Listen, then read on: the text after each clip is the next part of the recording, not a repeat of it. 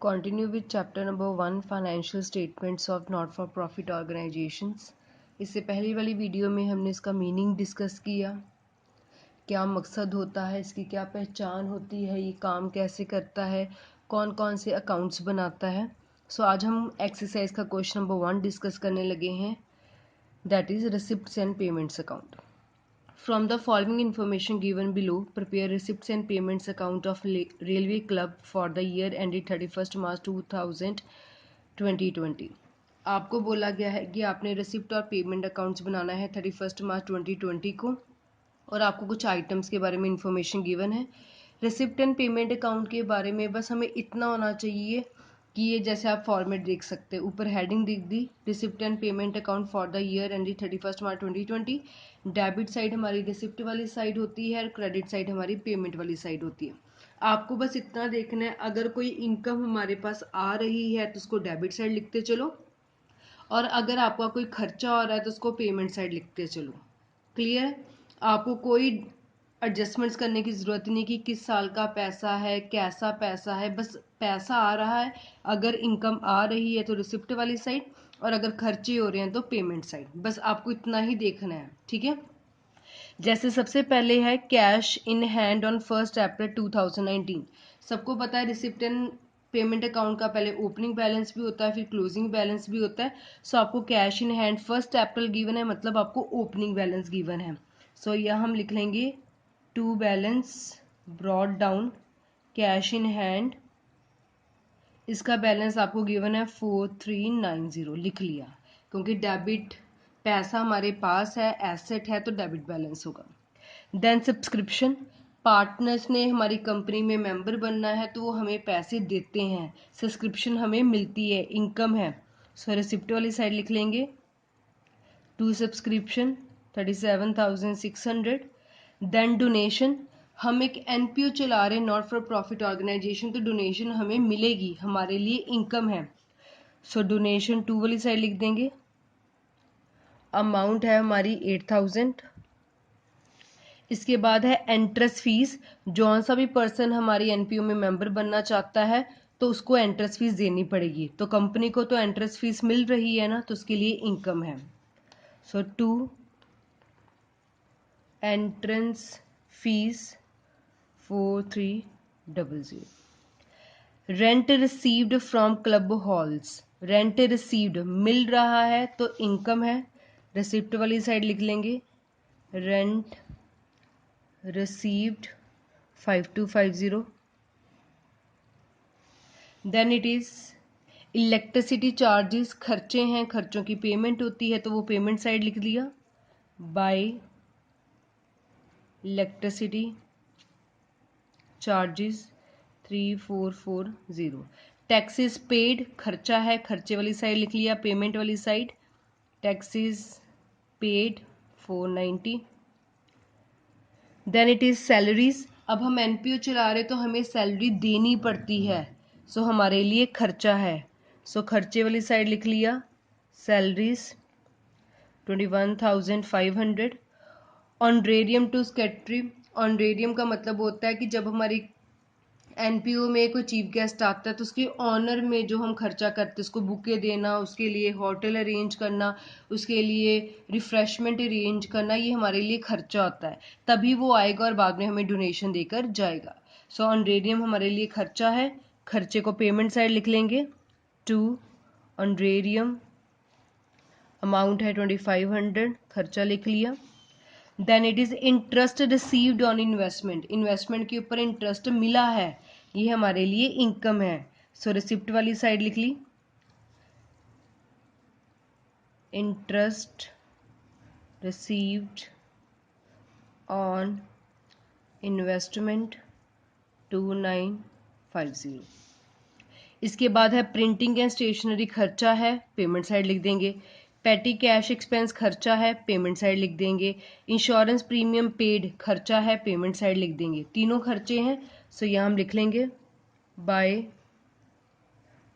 Printing and stationery expense है 350, by insurance premium खर्चा है 310, by petty cash expense 900।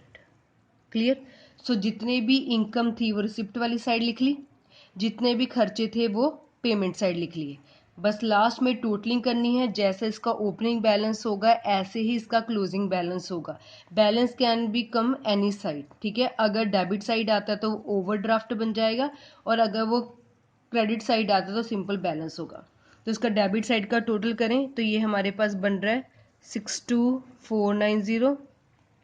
Credit side balance कम बन रहा है, सो माइनस करके यहाँ हमारे पास बैलेंसिंग फिगर आ जाएगी by balance carry down cash in hand. जैसे कैश इन हैंड का ओपनिंग बैलेंस था ये लिख लिया, अब इसका क्लोजिंग बैलेंस आ गया। सभी को प्लस करके ये माइनस किया तो बैलेंसिंग फिगर हमारे पास आ गई 33,000। इससे डेबिट और क्रेडिट हमारे इक्वल हो गए। क्लियर।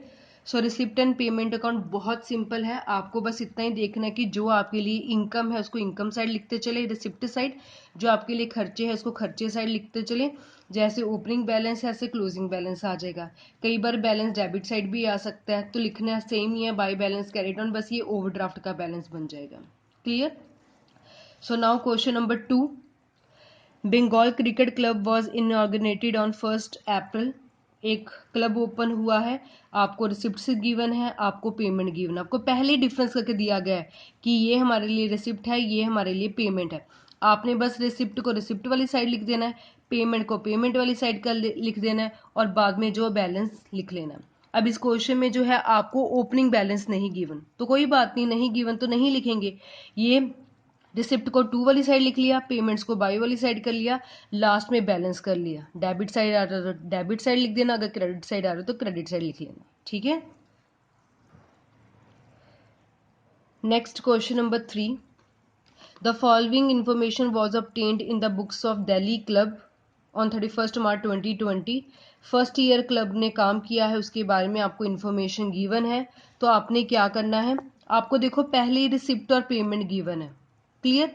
आपको कुछ करने की जरूरत नहीं है, आपको बस रिसिप्ट एंड पेमेंट अकाउंट बनाना है। ये जितनी भी आपको रिसिप्ट गिवन है इसको टू वाली साइड लिख लें, जितनी भी पेमेंट्स है इसको बाय वाली साइड लिख ले, बस लास्ट में आपको बैलेंस करना पड़ेगा। यहाँ आपको टोटल नहीं गिवन तो आपको बैलेंस कैलकुलेट करना है। अगर बैलेंसिंग फिगर टू वाली साइड आती है तो उसको by two balance carry down लिखकर बैंक ओवरड्राफ्ट लिख देंगे, और अगर बैलेंसिंग फिगर बाय वाली साइड आती है तो सिंपल लिख देंगे बाय बैलेंस कैरी डाउन। बस इतना ही ख्याल करना है। ठीक है। So question number 3 is very easy. आपको पहले ही रिसिप्ट गिवन है, आपको पहले ही पेमेंट गिवन है, सो सारी रिसिप्ट को टू वाली साइड लिख लो, सारी पेमेंट को बाय वाली साइड लिख लो, और बाद में बैलेंस कर लो। Clear. Then it is question number 4. From the following information prepare receipt and payment account of Long Town Sports Club। एक क्लब है उसके लिए आपको जो है रिसिप्ट एंड पेमेंट अकाउंट बनाना है, और आपको कुछ आइटम्स गिवन है। ठीक है। So let us start with question number 4। Format is ready for question number 4. Receipt and payment account for the year ended 31st March 2020. Receipt amount, payments amount. Clear. Same वही बात, जो आपके लिए incomes है उसको रिसिप्ट साइड लिखते जाना, जो आपके लिए खर्चा है पेमेंट है उसको बाय वाली साइड पेमेंट साइड लिखते जाना। सबसे पहले क्वेश्चन नंबर 4 में हमें गिवन है ओपनिंग बैलेंसेस। तो ओपनिंग बैलेंसेस हमेशा टू साइड आते हैं, सो लिख लिया टू बैलेंस ब्रॉट डाउन। सबसे पहले हमें गिवन है कैश इन हैंड, सो लिख लिया कैश इन हैंड। फिर आपको गिवन है कैश एट बैंक।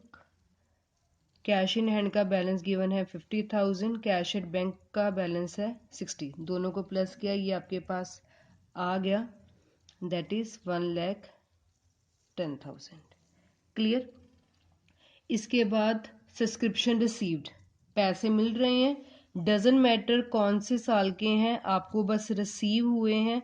आपने अपनी रिसिप्ट वाली साइड लिख लेना है 1819, 1920, 2021। 4,000, 1,40,000, 8,000, टोटल आपको मिल गया 1,52,000। Then it is furniture purchased, जब फर्नीचर खरीदा तो खर्चा हुआ, सो खर्चे वाली साइड लिख लिया bye furniture 70,000। Journal donation, donation हमेशा मिलती है, जब मिली हमारे लिए इनकम बन गई, रिसिप्ट वाली साइड लिख लिया 20,000। डोनेशन फॉर टूर्नामेंट करवाने के लिए हमें पैसे मिले तो हमारे लिए इनकम ही है। सो डोनेशंस फॉर टूर्नामेंट 40,000। फिर आपको गिवन है चैरिटी मिल रही है, हमारे लिए इनकम है। सो रिसिप्ट साइड लिख लिया, चैरिटी गिवन, अमाउंट है 10,000, सो लिख लिया 10,000। Then it is match expense, खर्चे हैं, खर्चे साइड लिख देंगे। सैलरी खर्चा है, खर्चे साइड लिख देंगे। ऑनरेरियम खर्चा है, खर्चे साइड लिख देंगे। 12% इन्वेस्टमेंट परचेज, इन्वेस्टमेंट खरीदी, जब खरीदते हैं तब तो खर्चा ही है, खर्चे साइड लिख देंगे। एंट्रेंस फीस, ये हमारे लिए इनकम है। सो ये सारे खर्चे हैं, पहले खर्चे लिख दें। सो खर्चे जितने भी है बाई वाली साइड लिखेंगे। चैरिटी खर्चा है, लिख लिया 10,000। सैलरीज खर्चा था हमारे लिए, खर्चे साइड लिख लिया 63,600। ऑनरेरियम हमारे लिए खर्चा था तो खर्चे साइड लिख लिया 4,000।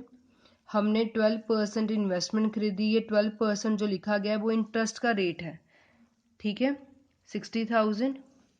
इसके बाद एंट्रेंस फीस, ये हमें मिलती है, ये हमारे लिए इनकम है। जब भी कोई पार्टनर मेंबर बनेगा तो फर्म में एंटर करने के लिए उसको फीस देनी पड़ेगी, ये इनकम है तो इनकम साइड लिख लिया।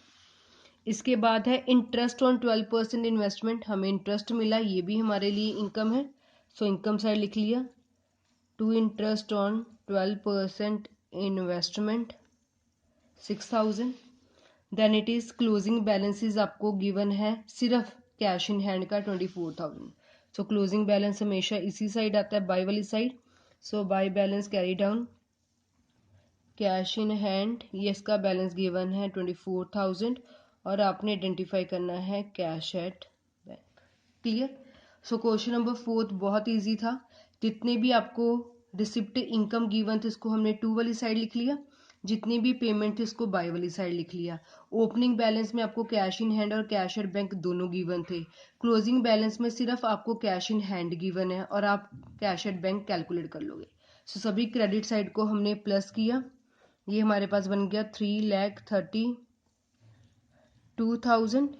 सारे खर्चों को माइनस किया, ये 24,000 को भी माइनस किया तो बैलेंसिंग फिगर आ गई 70,400। जो ये बैलेंसिंग फिगर है ये आपका कैश एट बैंक का क्लोजिंग बैलेंस हो जाएगा, जिससे हमारी दोनों साइड इक्वल होगी 3,32,000 3,32,000। Debit must be equal to credit. Clear. Then it is question number 5।